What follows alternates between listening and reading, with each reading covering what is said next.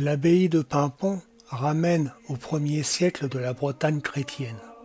Le premier monastère en ce lieu fut construit sur l'ordre du roi Judicaël, prince de Bretagne, à proximité de son château de Plélan-le-Grand, au milieu du 7e siècle, suite à une apparition de la Vierge dans une grotte toute proche. Il fut détruit par les Normands au 9e siècle. De celui-ci, il ne reste rien aujourd'hui. Les parties les plus anciennes de l'édifice actuel remontent au tout début du XIIIe siècle. À la fin du XIe siècle, on reconstruit une église romane. Au XIIIe siècle, le prieuré bénédictin de Paimpont est transformé dans le style gothique et devient l'abbaye Notre-Dame de Paimpont sous la règle des chanoines réguliers de Saint-Augustin qui s'y installent. Et l'abbaye rayonne en forêt de Brocéliande.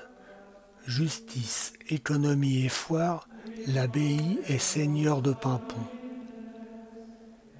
D'importants travaux de restauration eurent lieu au XVe siècle, d'où la décoration baroque de l'église.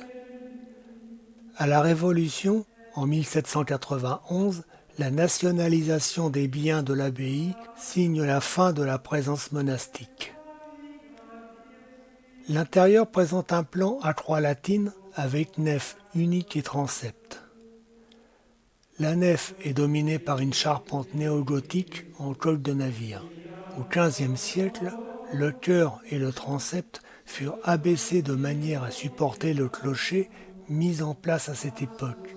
Cette transformation est bien visible dans le transept de droite où la rosace du XIIIe siècle vient presque à toucher l'ogive de la voûte. Le chœur est de style baroque réalisé au XVIIe siècle, mais sa voûte est du XVe siècle. L'autel-retable décoré à la feuille d'or est de facture bretonne. Il est orné de 14 statuettes, recouvert d'un baldaquin supporté par 6 colonnes et surmonté d'une couronne. C'est le plus imposant de Bretagne.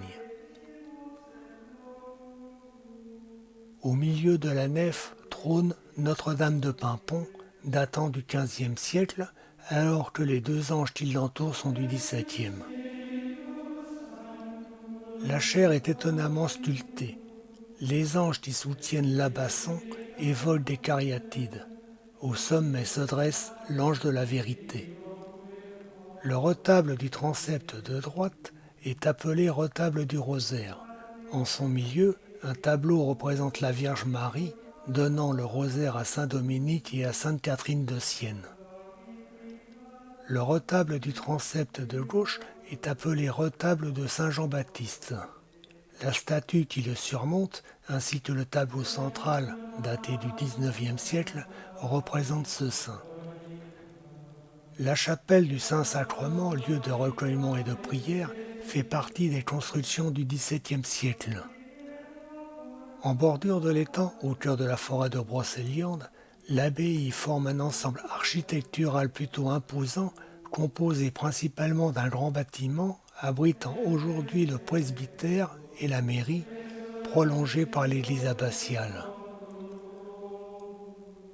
Entre 2001 et 2004, de nouveaux travaux sont réalisés dans l'ensemble de l'abbaye afin de lui redonner toute sa splendeur. Des fresques datant du XVe siècle ont été découvertes lors du nettoyage des voûtes.